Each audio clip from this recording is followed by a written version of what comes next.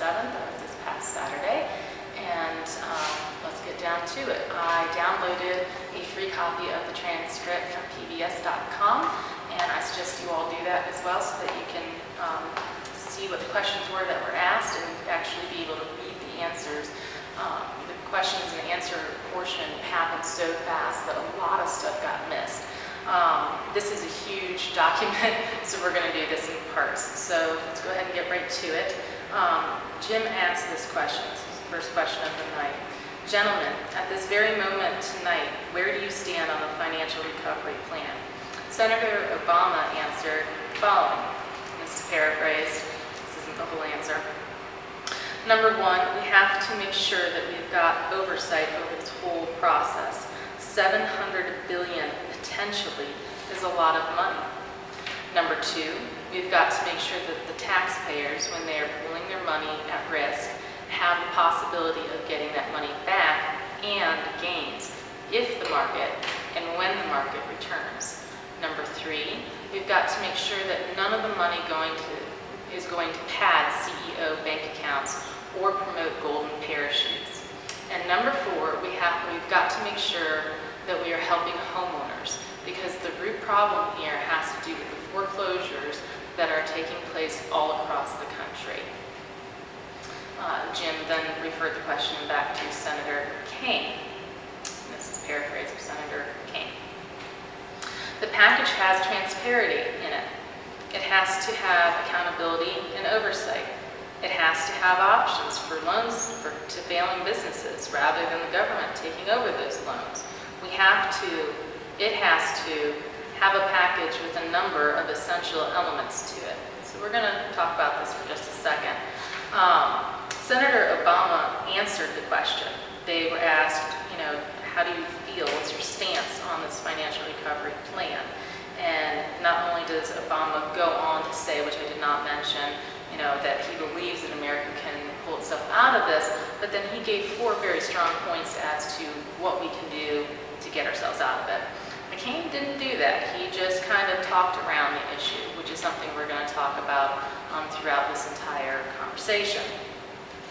Jim asked, all right, let's go back to my question. How do you stand on the recovery plan?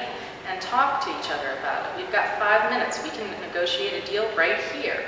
But, do you favor this plan, Senator Obama? And you, McCain, are you in favor of this plan?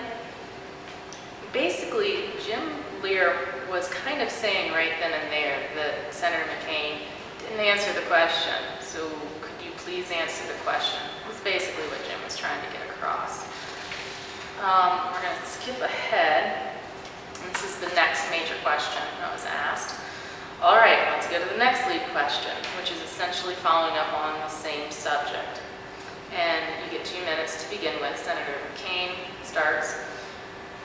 And using your word fundamental, are there fundamental differences between your approach and Senator Obama's approach to what you do as the president to lead this country out of this financial crisis?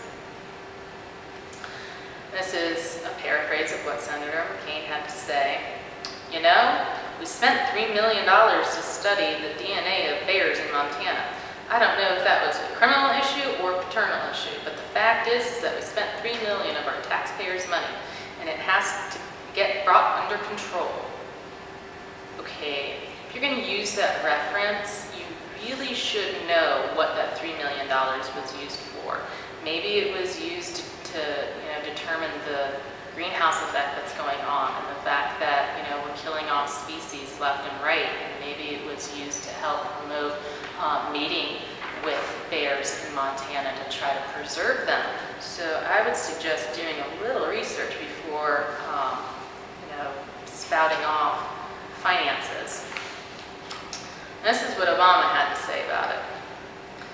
But let's be clear, earmarked accounts for $18 billion in last year's budget. Senator McCain is proposing, and this is a fundamental difference between us, $300 billion in tax cuts to some of the wealthiest corporations and individuals in the country. $300 billion. Now, $18 billion is important.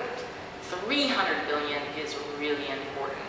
And in his you would have CEOs of Fortune 500 companies getting an average of $700,000 in reduced taxes while leaving over 100 million Americans out. Okay, again, let's go back to the initial question, which was, what is the fundamental difference between the two of them? Basically, McCain doesn't ever really answer what Jim is asking. Obama does. He makes it very clear. This is my fundamental difference between myself and John McCain.